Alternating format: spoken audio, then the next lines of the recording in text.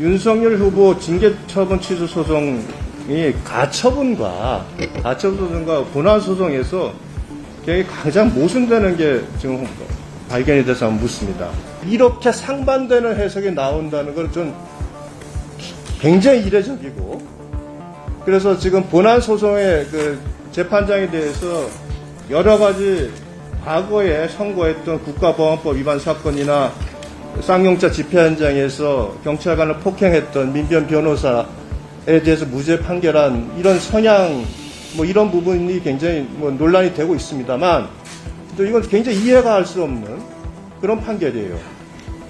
예, 원고 측에서 항소를 하겠다고 하고 있으니까요. 네. 고등법원에서 또 고등법원이 예의치 않으면 최종적으로 대법원에서 알겠습니다. 해결해 주지 않을까 싶습니다.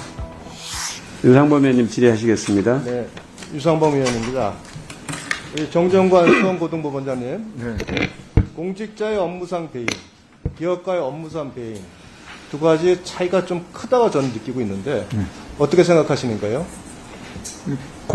똑같은 내용이라면 아무래도 공직자 업무상 비리가 좀 더 무겁게 처벌받아야 된다는 것에 대해서는 동의하고 있습니다. 다만 사안의 성격이 전부 다를 수 있기 때문에 동일한 사건이라는 게 전제되지 않는 상태에서 일반적으로 네. 무조건 공직자. 자, 그럼 한번 여쭤보겠습니다. 네. 자, 우리 경영상의 판단 이론이라는 것이 이제 기업가의 배임에 관련돼서 네. 이제 많이 도입이 되면서 기업의 배임 책임에 대한 완화 주장이 많습니다. 네. 그럼 그 이론을 공직자에게 적용할 수 있겠습니까? 그 부분은 공직자 경우에도 비슷한 논리를 적용할 수 있겠지만, 공직자들이 업무 처리하는 데서 중시해야 될 원칙과 일반 사기업 경영자가 업무 처리하는 데서 중시할 원칙 부분들은 차이가 나기 때문에 아무래도 적용상에서는 저는 이제 약간의 제일 차이가 있을 거라고 생각됩니다. 가장 중요한 차이가 뭐냐면, 공직자의 업무상 배임으로 인한 손해는 국가적 손해, 공익적 손해입니다. 그러나 기업의 손해는 개인의 손해입니다. 그 차이가 있기 때문에 경영상의 판단 이론과 같은 기업가의 책임을 배제하는 이론이 공직자의 업무상 배임에 확장적으로 적용되는 것은 아주 신중해야 된다. 저는 이렇게 생각을 하고 있습니다. 이 점에 대해서는 어떻게 생각하시나요? 사적 이익하고 공익하고 비교될 경우에는 그 의원님 말씀하신 게 전적으로 동의합니다만, 공익과 공익 사이가 비교될 경우에서는 그 민간 기업에서 경영 판단에 관한 이론과 유사한 부분이 적용될 가능성이 있는 것이 아닌가 그렇게 생각하고 있습니다. 알겠습니다. PPT 좀 보겠습니다. 고등법원장님, 우리 김광태 고등법원장님, 네. 오랜만에 뵙습니다. 네. 한번 보시죠. 이재명 선거법 위반 사건의 전원 합의체 회부하기 직전에 저렇게 집중적으로 많은 시간에 김만배 하천대유 대표가 찾아옵니다. 그래서 장시간 대화를 합니다. 무죄 파기환송심의되는 그 이후에도 집중적으로 찾아옵니다. 이제 팩트만 말씀드리는 거예요. 그 이후에 김만배 대표는 대법원을 전혀 방문하지 않습니다. 그리고 이 화천대유 김만배 이 대표는 대장금 사건의 시행사로서 국민적 공분을 일으키고 있는 4,040억 원의 그 이익을 취득하는 주체로서 등극을 합니다. 권순일 재판관은 9월에 퇴임을 했지만 10월까지 선관위원장을 맡았죠. 그리고 나서 바로 화천대유 고문으로 위촉이 됐습니다. 변호사 등록도 하지 않았습니다. 그리고 법률 자문 명목으로 매월 1,500만 원을 받습니다. 이건 정확히 팩트만 말씀드린 거예요. 자, 이거 사후수뢰죄로 인정될 가능성이 많지 않겠어요? 구체적 사안이 파악이 아니, 된 겁니까? 팩트만 말씀드렸어요. 방문 이 팩트에서. 자체를 말씀하신 겁니까? 이 팩트만 말씀드렸습니다. 다른 건 말씀 하나도 안 방문을 드렸어요. 많이 했다는 게 좀 의아해 보이긴 합니다만. 이렇다면은 이것이 사후수뢰죄 성립 가능성이 높지 않겠습니까? 그 부분까지 제가 답변을. 네, 그까지 답변을 강요하는 거 아닙니다. 다만 아니, 그게 아니라- 이렇게 국민적인 답변이 어렵다는 게 아니라 의아하다는 말씀입니다. 이렇게 이러한 내용으로 해서 국민적 공분을 사고 있는 겁니다. 우리 행정법원장님, 예. 윤석열 후보 징계처분 취소 소송이 가처분과 본안 소송에서 가장 모순되는 게 지금 발견이 돼서 한번 묻습니다. 검사 징계 내용 잘 아시죠 지금? 예, 알고 있습니다. 검사 징계법 취소 사항에 보면 기피 신청을 받은 사람은 의결에 참여하지 못한다라고 규정이 되어 있습니다. 그죠? 예.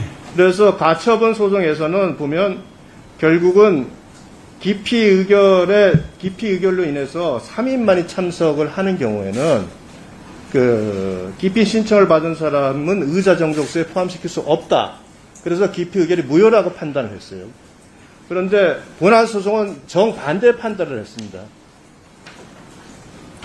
자, 의결권을 행사하지 못한다고 규정을 할 때는 의사 정족수에 포함이 될 수밖에 없습니다. 그죠? 규정이 그렇게 돼 있다면 의결권을 행사하지 못한다는 것은 출석을 인정한다는 거 아니겠어요?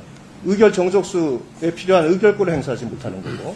그러나 의결에 참여하지 못한다는 것은 그 자체가 출석으로 간주할 수 없다는 거 아니겠어요? 규정의 해석상. 예. 그래서 이 사건의 그 부분은 쟁점이 되고 있기 때문에요. 제가 어느 해석이 맞다고 언급하는 것은 적절하지 않지 않을까 싶습니다. 법문 해석에 불과한 건데요.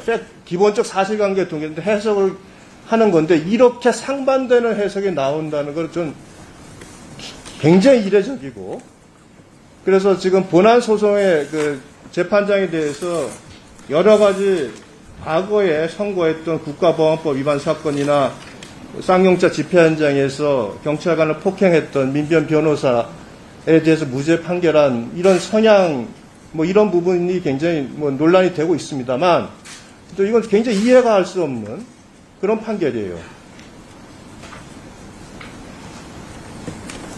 예, 법 해석은 법관이 각자 독자적으로 고유의 권한입니다만 독립해서 하는 것이기 때문에 우리가 의결권에서 의사 정족수에 있어서 의결을 할 수 없다와 의결에 참여하지 못한다라는 것은 분명히 법문 해석이 다릅니다.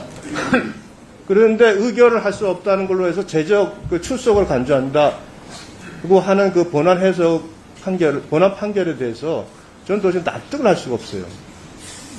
예, 원고 측에서 항소를 하겠다고 하고 있으니까요. 네. 고등법원에서 또 고등법원이 예의치 않으면 최종적으로 대법원에서 알겠습니다. 해결해 주지 않을까 싶습니다. 네. 예, 지법원장님, 예, 송지영 원장님, 네. 의견 1분은 더 주세요. 우리 지금 정교모에서 지난 2월 9일 날 김명수 대법원장 손해배상 청구 소송한 거 알고 계시죠? 알고 있습니다. 그게 4월 5일 날 강영원 판사가 소송 비용 담보 적용 결정을 했어요. 10만 원씩. 네. 거기에 대해서 4월 8일 날 항고를 했습니다. 네. 이 소송 비용 담보 결정은 민사소송법 117조에 의해서 2항에 의해서 직권으로 결정을 했어요. 네. 청구가 이유 없음이 명백한 때 이 규정에 의해서 하게 됐죠, 직권은요. 그렇습니다. 최근 5년 동안 중앙지법에서 이와 같이 직권 결정한 사례가 있었습니까?